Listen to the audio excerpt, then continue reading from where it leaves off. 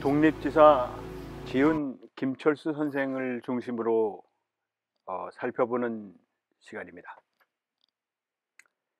우리는 스탈린이 왜 20만 고려인을 오지로 강제 이주를 시켰을까 궁금해 하기도 합니다. 그러나 그 자세한 내막을 아는 사람들은 별로 없습니다.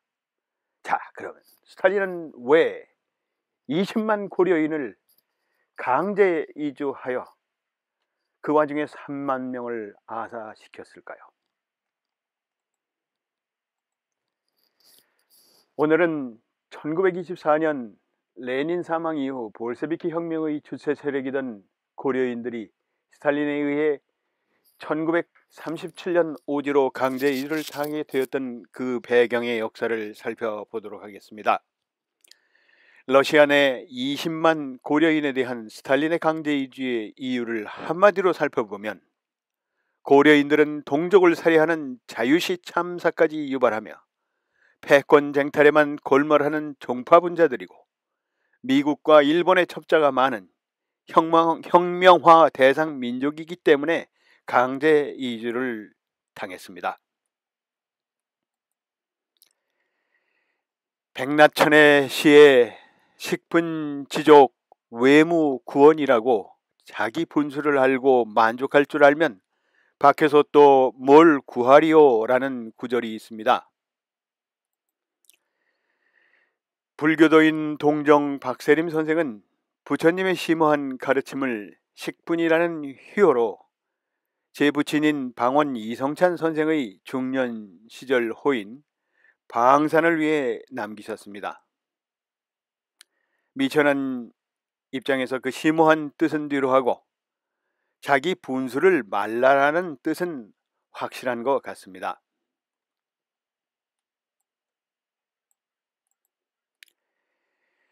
수많은 지은 김철수 선생의 서찰 등을 일별하면서 느낀 점은 한마디로 표현하자면 한국은 질투가 지배하는 파멸로 가는 소인배의 나라라는 느낌을 지울 수가 없습니다. 이런 분열과 차별을 막는 길은 수신일 겁니다. 바로 배고픈 건 참아도 배 아픈 건 못 참는 한국인의 인식을 바꿔야만 한다는 거죠. 1917년 박진순 선생, 김 알렉산드리아 페트로브나 스탄케비치 선생 등이 레닌과 함께 볼셰비키 혁명을 성공한 민족적 역량이 풍부했음에도 이르쿠츠크 고려공산당 등 사회주의 정강도 수립하지 못한 채 패권 쟁취에만 급급한 자질이 부족한 사회주의 결사체가 속속 등장했습니다. 지은 선생의 서찰 등을 통해 살펴본 조선의 사회주의 운동사는 한심한 생각이 들 정도로 분열된 종파들의 이합집산이었습니다. 고려인 박진순, 이동희 선생 등이 헌신적으로 러시아 혁명에 참여했던 모습에 감복했던 레닌 시절의 코민테르는 김철수 선생이 일본에서 1916년 창설했던 신하동맹단과 1920년 6월 조선에서 창당한 사회혁명당의 조직체계와 정강이 사회주의 정당의 전범임을 인식하고 박진순 선생을 통해 이동희 선생의 러시아 한인사회당과 결합하게 하여 1921년 상해에서 고려공산당을 창당하도록 했습니다. 상해 고려공산당은 코민테른의 형제당으로 동양권에서 중국 공산당과 일본 공산당 창당을 자문하고 지도할 코민테른의 위치와 공산혁명 자금을 집행할 권한을 부여했습니다. 자본주의나 사회주의나 돈이 결부되면 인간의 사악한 사리사욕이 발동하게 됩니다.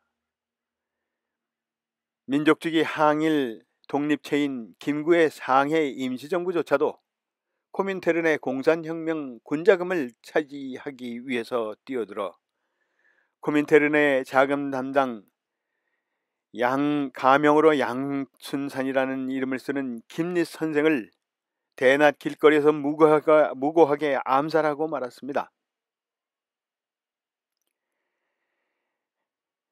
배경사진은 김립 선생, 가명인 양춘산 선생의 암살 사건을 보도한 1922년 2월 22일자 상하이 독립신문과 영국 불란서 독일 공동 조계 경찰국이 작성한 김립, 가명 양춘산 선생의 암살 사건 1922년 2월 16일자 보고서입니다. 상해 고려공산당의 창당은 조선의 젊은 지식인들에게 직업적인 사회주의 혁명가의 길이 금전적인 보답이 따르는 길처럼 인식되었습니다. 1921년 12월에는 일본에서 김사국이 제1유학생을 중심으로 조선 고학생 동호회를 조직하고는 자신들이 고려공산당을 이라고 자처하기까지 했을 정도였습니다. 1922년 봄에는 그 김사국이 조선에서 서울총련회를 조직하고는 사회주의 정당의 패권 쟁취를 위한 도구로 사용하기 시작했습니다. 그리고 또 사회주의 직업혁명가를 자처하는 수많은 사람들이 ML파, 화요파, 서울파 등을 만들었습니다.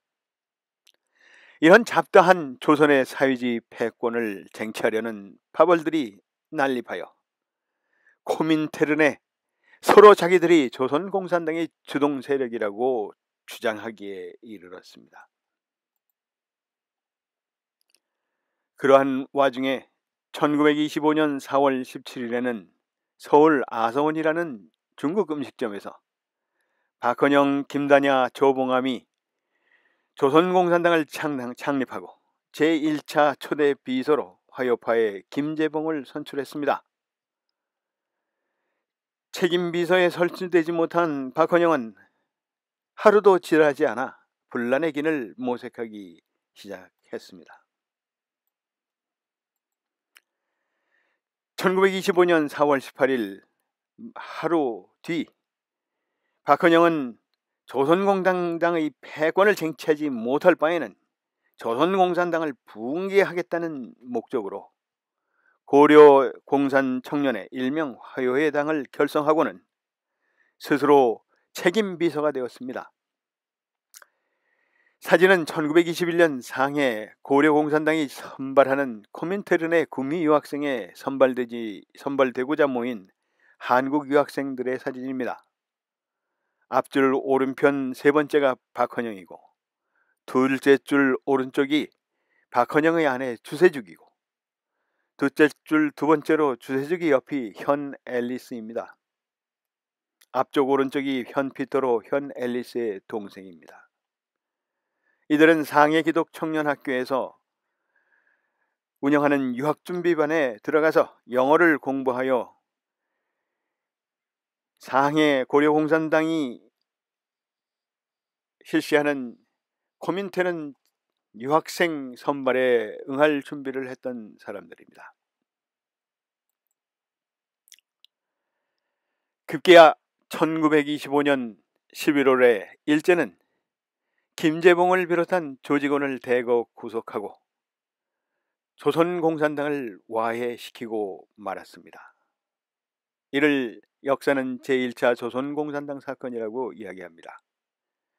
박헌영이 조선공산당의 패권을 쟁취하지 못할 바에는 조선공산당을 붕괴하겠다고 공언하며 고려공산청년회 화요회당을 결성하고 스스로 책임비서가 된 것으로 보아 제1차 조선공산당 사건은 아마도 박헌영이 밀고 했을 것으로 조선공산당 조직원들은 추측을 하고 있습니다. 1925년 12월에는 강다령을 중심으로 2차 책임 비서로 제2차 조선공산당을 출범시켰습니다. 하지만 고려인 볼세비키 혁명동지 박진진 선생을 무한하게 아끼고 사랑했던 레닌이 1924년 사망하고 그 뒤를 이어 스탈린이 집권한 코민테른에서는 고려인들이 자유시위 참사까지 유발하며 패권 쟁탈에만 골몰한다는 이유를 들어서 고려인들에게 이르쿠츠크파와 상해파에 고려공산당 해상명령을 내립니다. 그리고 이동희 선생의 고려공산당의 협력권만을 유지한 상태로 난립하는 고려인들의 패권투쟁을 스탈린의 코민테른은 관망하며 지켜보기 시작했습니다. 결국 스탈린의 코민테른은 형제당에 대한 상해 고려공산당의 협력 방침조차도 직접 지도 방침으로 바꾸고 말았습니다.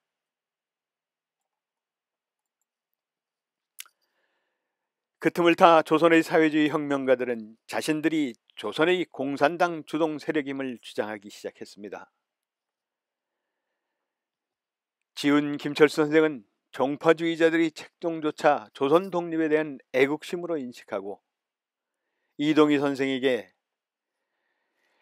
고려공산당을 허락한다는 전보를 코민테른에 치도록 종용하는 실수를 하고 말았습니다.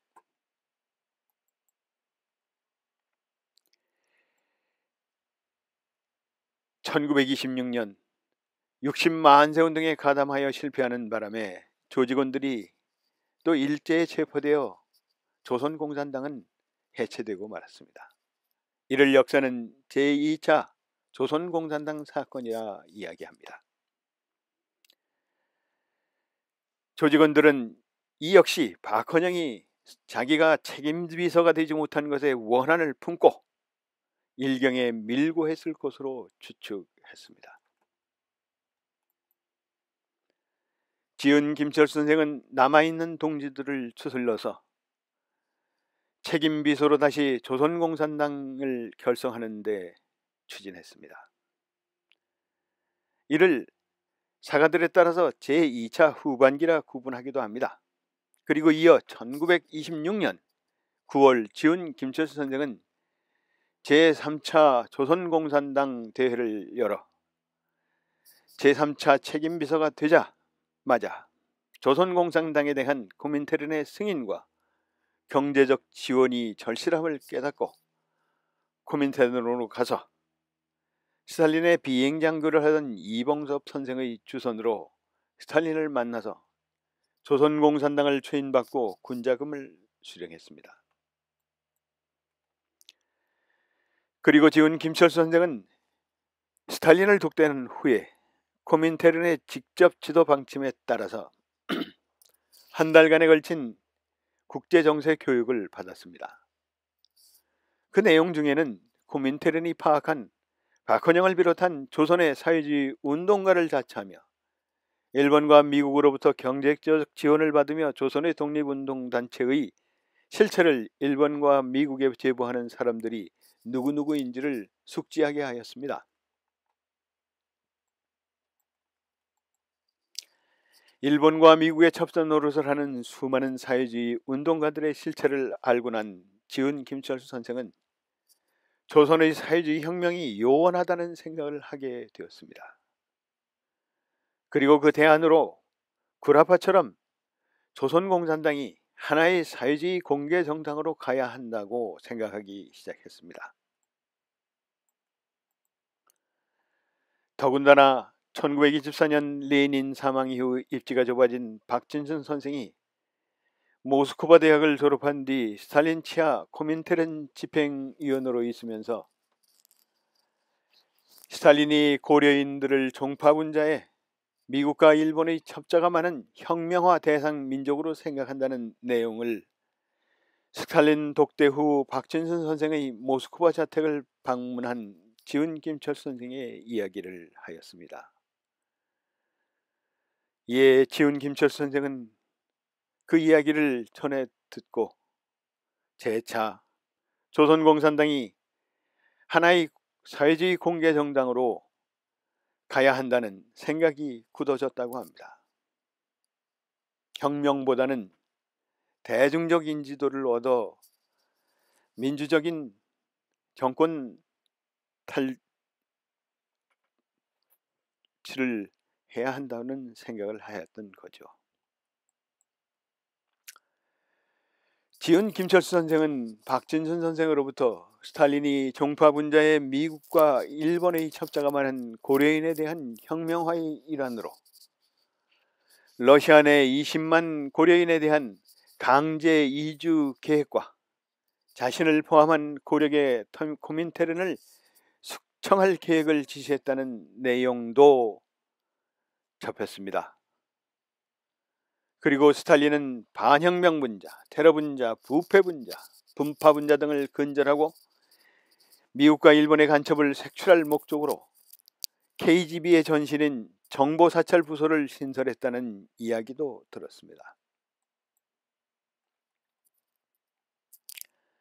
지은 김철수 선생은 참담한 심정으로 1929년 3월 20일과 6월 20일에 만주 길림현 전각기에서 이성구 선생의 후원으로 조선공산당 재건설위원회 위원장의 자격으로 두 차례에 걸친 대표자 대회를 성공적으로 마치고 코민테른에 제출할 보고문을 채택하여 1930년 2월에 코민테른에 접수시키도록 하였습니다.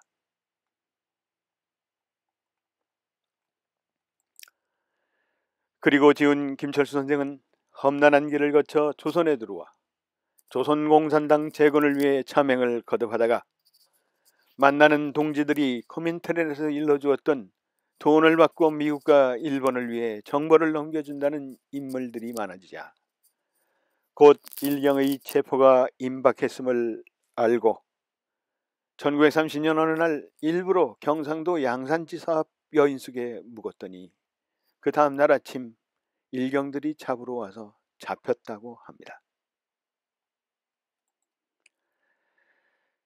그리고는 지은 김철수 선생은 8년 8개월 옥살이를 하고 병보석으로 나왔다가 다시 재수감되어 해방되던 1945년 공주 감옥에서 근 14년간의 감옥살이를 마치고 추록했습니다. 사진은 지은 김철수 선생이 옥살이 8년 8개월 만에 1차 추록한 후인 1938년 10월 형제들과 유성운천에서 몸조리할 때 찍은 사진입니다. 지은 김철수 선생은 생전에 일국 일당 정책을 우선에 두고 종파를 철저히 금지하는 사회주의 정치 결사체에서조차 조선의 자칭 사회주의 운동가들이 패권을 쟁취하기 위해 종파와 분파를 서슴없이 자행하고 동지를 밀고 하고 서로 희생하고 그 어떤 희생을 치르더라도 꼭 자신만이 우두머리가 되어야 하는 스탈린 같은 자들이라고 이야기하곤 했습니다.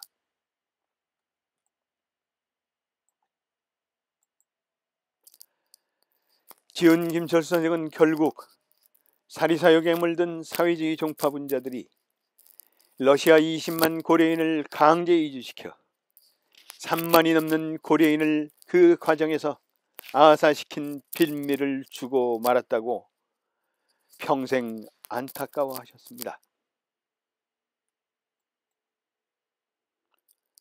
지은 김철수 선생 본인조차도 해방정국의 사악한 박헌영의 패권 쟁취에 맞서느라 사회노동당을 결성하는 등 종파문저가 되고 말았다며 자신이 스스로 용서되지 못해서 스스로 사회주의 혁명가 김철수에게 사망 선고를 내리고 자연인 김철수로 살아갔다고 늘 말씀하셨습니다. 사진은 종파분자 박헌영과 여운형이 밀담을 나누는 모습입니다.